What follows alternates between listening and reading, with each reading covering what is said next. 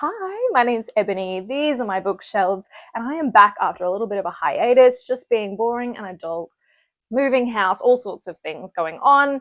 But we're pretty much set up here in our new little library space, and we thought we'd have some fun, me and my husband, over the last month or two, and we went on a book buying splurge, not gonna lie to you.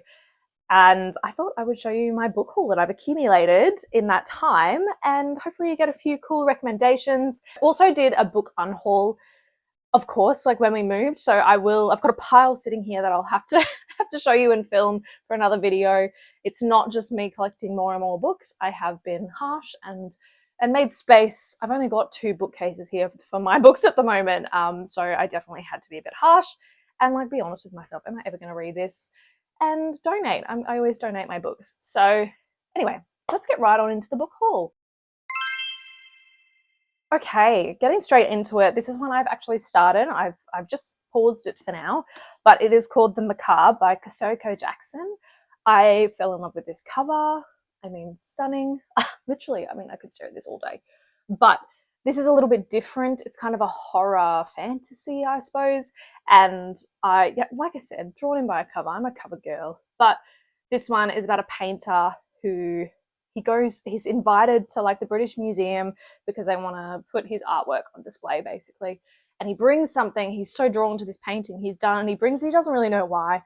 When he gets there, turns out like he's connected to his ancestor who painted the exact same thing, just in a darker way. And he kind of, I don't want to say any more than that. It sounds super creepy.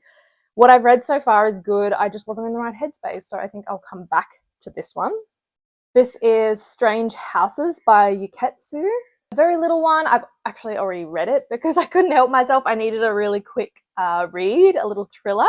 This one was so interesting. I loved the premise, basically like hidden rooms and floor plans and spaces within houses that don't make sense, and how all these little houses and their floor plans link up in a bit of a grisly way. So super fun. The Hitchcock Hotel by Stephanie Roble. Hitchcock Hotel, dedicated to the master of suspense, full of props and memorabilia. Mind the birds, be careful in the shower. But then 5 guests are invited. They're all old friends. They go way, way back. No one's seen reclusive owner Alfred Hitchcock in 16 years. And the question everyone asks me is, why are they here? Is it a game? Like, what's going on? And that's all they really know. After all, it wouldn't be Hitchcock without a murder. Next one is Don't Look Back by Jo Spain. I wanted something that gave me the same vibes as Death in Paradise, the BBC series. I freaking love this show. It is one of the ultimate cozy murder mysteries, but set in one of the most beautiful places in the world. And I needed that, like a Caribbean set murder mystery. And this sounds like it's got it. A belated honeymoon. This guy and his wife, they've had 7 days together in paradise. Rose confesses that on the day they left, a violent man from her past tracked her down and broke into their home. In her terror, Rose killed him. Now there's a dead body in the apartment and only one person Luke can think to turn to.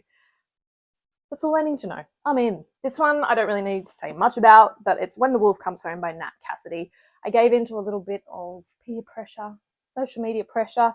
So many good reviews for this. I've only read one Nat Cassidy book, and it was Rest Stop, and I did enjoy it. That was more extreme body horror, very unusual, but this one is a proper novel and it's been getting really great reviews. I have given in to the Charlie Donnelly hype, but I chose one that I haven't really seen anyone else talking about, and that is Long Time Gone. Even just the front cover, it says 30 years ago she vanished, today she's still in danger. This is following a forensic pathologist who puts her DNA into like a genealogy system, and it comes up that she disappeared when she was a baby along with her parents. She never knew this, and so this is like her journey then back to her home and her family or something, but it's apparent that she's still in danger. There are secrets that these people that she meets will keep hidden. Something like that. Very dramatic. Sounds fun, but Charlie Donnelly, he is making the rounds and everyone freaking loves him. So I thought I would buy a book, but try one that not many people are talking about. Dark Matter by Michelle Paver. By all accounts, this is a very scary book, and I need a scary book. The ghost story set in the 1930s, and we're following a character who goes on an Arctic expedition. And like, I think one by one, like all the people he's with, they go or they leave, and he's left stranded and alone there. But is he really alone? Love it. Love an isolated setting. I really do. Night Watching by Tracy Sierra. Another one I've seen really good reviews about. Another kind of cold, isolated, snowed in vibe. Like a mum is home with her young children. A blizzard's come in, so she's locking the doors, getting them into bed. And then she hears a very familiar sound when she's doing that, and it's footsteps coming up the stairs. I didn't need to know much more than that. It sounds like that's going to be the whole plot in this house, locked in the blizzard. Someone's in the house and she is like fight or flight. What's she going to do? Run, hide, fight, that kind of thing. So I'm really excited to read this one. Our Wives Under the Sea by Julia Armfield. This one was suggested by a friend of my husband's when her and her wife came over for dinner. She suggested this, and she's not like a horror lover, but she said she really enjoyed this and it had the creep factor for her.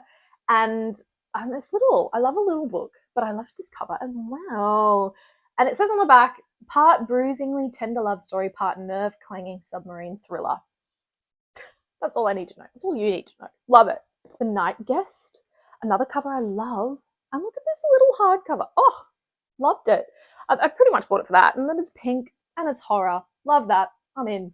As far as I have gotten from from the synopsis, it's a woman who is experiencing bad sleep. She's not sleeping, and so she goes to the doctor. No one really knows what's wrong with her, classic, but I think they hook her up to things. They're like, let's monitor your sleep.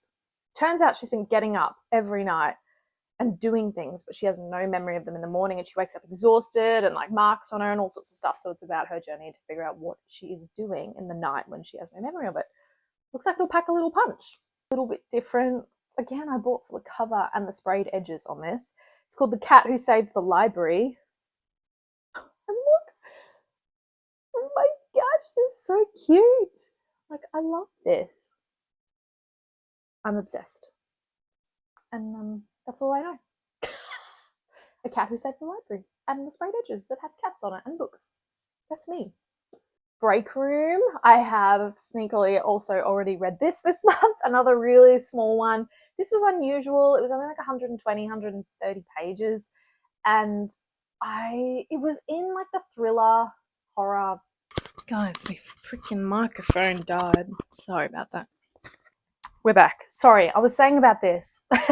Yes, so people are voted in from their co-workers in the real world if they're like the villain of the break room. And so all these people come together for this reality TV show, but there's one like plant that's put in there by the producers, and it's up to the contestants to figure out who it is by earning hints by breaking the rules. And that's it. It was really fun, but I wouldn't call it like a horror or a thriller, let's be honest. Autumn Springs Retirement Home Massacre. Need I say more? A woman in her late 70s thinking she's going to live out her golden years in this retirement home. Suddenly her friends are being like murdered one by one, and thus begins the massacre. I'm in. Resting Place by Camilla Sten. I did read The Lost Village and thoroughly enjoyed it. It was very atmospheric, set in Sweden. It was about like a film crew going to a village that disappeared. Like, oh, so good. So do read that one. But I'm keen to read another book of hers because I really thoroughly enjoyed it. Deep-Rooted Secrets, A Twisted Family History, and a House That Will Never Let Go. Sounds good. Steve Kavanagh is another author that I know is very popular, and I wanted to pick one that was maybe less widely talked about. In my personal opinion, I like doing that to form my own opinion. I don't know if that makes sense, rather than picking the one everyone talks about. I hope that makes sense to someone. But this one is called 13, and it is a simple premise of like a court case happening for a murder trial, but the real killer is actually on the jury. Love that. I've never heard anything like that. So, like I said, I've really heard good things like Charlie Donnelly. I've heard really good things about Steve Kavanagh, so I'm very excited. I keep saying that. I'm very excited to read. Okay, I know you're sick of me telling you about covers, but this is one I literally did pick up just for the cover, and it is A Mask of Flies by Matthew Lyons. Pretty. A pulse-pounding crime horror epic about a criminal on the run, the deadly family secrets that she unearths along the way, and the sinister monster from her past that has gotten a taste for her blood and won't sleep until it's dead. And I was like, you know what? Love this cover. Love the sound of that. A crime, horror. Say less. It's still going, bro. I'm so sorry. This one is Wrong Place, Wrong Time by Gillian McAllister. A woman waiting for a teenage son. He comes home. He's like, I murdered someone. And she's trying to figure it out, and then wakes up the next morning back a day. And so she's like piecing together how he got to the point of killing someone, but every time she wakes up, it's a day before. Something like that. Sounds fun. Slashed Beauties by A. Rushby. Another stunning cover. But I like to go into bookstores and just browse the horror sections and find things that maybe are less talked about. I have noticed this one popping up more and more though in bookstores, so I hope that means it's good. Cursed by Magic, Ready for Revenge. It sounds like two timelines, different periods of time of women. Antique dealer, an anatomical Venuses that she's told she has to transport, but the one condition for her to get paid is that she destroys it when she arrives, and then there's another timeline in the 1700s. I don't know. Sounds like it could be complicated, but could be really good. We are getting there. The Compound. And I won't lie to you, I have read this one as well. Because I'd seen such great reviews about it. My review will come in my wrap up. I will actually do one this month. And I have thoughts, but it could just be that it wasn't quite for me. Kind of like Love Island meets like Too Hot to Handle, a little bit of that. Like, I don't know. For me, if you watch that show, it's got a little bit of that air too, but it's kind of darker. It's got something to say about consumerism and what we do to win and to have fame, and also viewership for these sorts of TV shows. But anyway, thoughts coming. The Library at Hellebore. I sound like a broken record, but I don't know much about this one either. Hellebore Technical Institute for the Gifted is a premier academy for the dangerously powerful, the Antichrists and Ragnaroks, the World Eaters and Apocalypse Makers. Promises redemption, acceptance, and a normal life after graduation, and that's what they think. On graduation day, though, the faculty go on a ravenous rampage and only Alyssa and a group of her classmates escape the carnage. Trapped in the school's library, they barter for their survival, one sacrifice at a time. Okay, I worked to find this book. I hope it's worth it. I loved this version of it, the hardcover specifically. It's called The Farm by Tom Rodsmith. And you can't get this in Australia. I couldn't find it anyway. I had to order this on Amazon US to get this particular version. It's set in Sweden. A guy who thinks his parents are happy in their retirement until he gets like a phone call from his dad who's like, oh, your mother, she's not well. She's been imagining things, terrible, terrible things. She's had like a psychotic breakdown. And so he's like, oh my God, Dad, I'm coming home. I'm coming. But then when he's waiting to board his flight, his mum calls and says, don't believe a word that man says. Everything he says is a lie. So very keen on this sort of book. Okay, I wanted a little bit of a zombie vibe as well. This is called One Yellow Eye by Lee Radford. I don't really love this cover. My husband liked it, but I had no choice. This was the only one we could get for this particular book. So this is about like a doctor whose husband is the last person who is bitten during like a zombie apocalypse. Everyone else is like healed or whatever, so she hides him in her basement. She starts experimenting on him in order to find a cure. But I feel like it's going to go real bad for her and him. Adding this into my haul, even though it was a little bit of a gift from my dad's partner. It's called In the Woods by Tana French. I haven't heard of this author or this book. She bought this for me in Ireland very kindly. It's so sweet that she thought of me and she found something that I haven't heard of. I know she was chuffed that there was a book that like a creepy horror crime fiction that I hadn't heard of. She did great. Shout out to her. It's quite a chunker, so I'm gonna have to sit with this one. I feel like when I've got some time off work or something and actually just immerse myself in this book. I feel like one picture book summer, 3 children ran into the woods outside Dublin to play. Only one came out and he had no memory of what had happened to the other 2. And then it's like 20 years later, there's detectives and they're going back to these woods because another child has gone missing. So I feel like another dual timeline. I love it. I love the past and present that merge in these sorts of stories. I quite enjoy is not the right word, but I don't know what other word to use. It's about like, very careful about how to word this, about like children going missing and also children holding secrets, creepy kids, I don't know. There also seems to be like lots of secrets to like with the detectives and people aren't who they are, say they are, all sorts of things. So I'm really excited for this and I appreciate the gift very much. This is the one I've just started. I'm very excited to be reading this. It's called Polybius by Colin Armstrong. Another one I hustled to find because I loved this cover. Love the back too. Yeah. I just started this last night. Very much enjoying it already. I needed this after The Compound.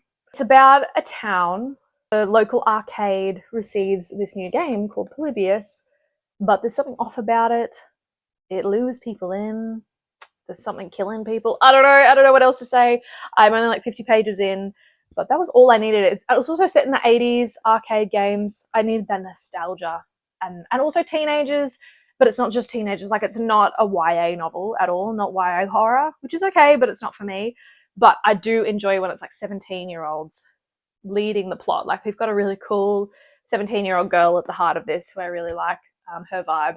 But the game itself, it starts off strong. Like, the prologue at the beginning sets it straight away, how weird this arcade game is. I am keen. But yeah, I had to order this, I think, from Canada. Like, I couldn't find this hardcover in Australia. This cost a bomb. So better be freaking good. Okay. Are you bored yet? If you're still here, but I appreciate you very much. And if you've read any of these, I would love your feedback or reviews, good and bad. But last couple, I picked up The Silent Companions by Laura Purcell. Another one I've heard a lot about. I've heard a few horror booktubers talk about this book and say it's very creepy, very scary. A newly married woman goes to her husband's estate, and when she arrives, she's unsettled by like these figurines, these dolls, the silent companion, and she finds one that looks eerily similar to herself. I've heard really great things and that it's very unsettling and will get under your skin. I almost forgot a couple of very important books that I have been searching for literal years. So I'm so excited. These are trophy copies. I read these books a good few years ago. I think I read one during the pandemic in 2021, but I needed the hardcovers and I needed these versions because, again, we cannot get these in Australia. So I had to order these from God knows where around the world, the UK and America. So the first one obviously is The Whisper Man by Alex North. This cover is all I wanted in life, okay? But because I loved the second book he wrote as well, I had to get it in the hardcover, and that is The Shadows. We don't get these. You can't find these in Australia. We have like horrible covers. These ones, not horrible, but they just don't fit the stories. And these are so unique and so beautiful. And in hardcovers, it's also called like The Shadow Friend here when I read it anyway. And I didn't want those. I didn't want them as trophy copies. But I finally found them after like 4 or 5 years of trying and searching. And look at them. If you haven't read these, do it. He writes fathers really well.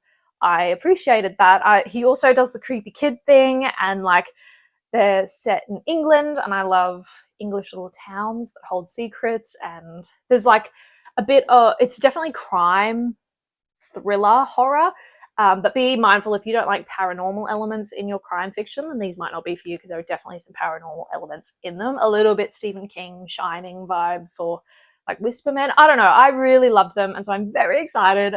I'm geeking out over having these 2 copies on my shelf as trophies. Thank you so much for watching this book haul. I finally can put these somewhere on my shelves if I can find room. I have to do some reconfiguration, but I hope you found a few little hidden gems, and I appreciate you sticking around, and I will see you in the next video. Bye!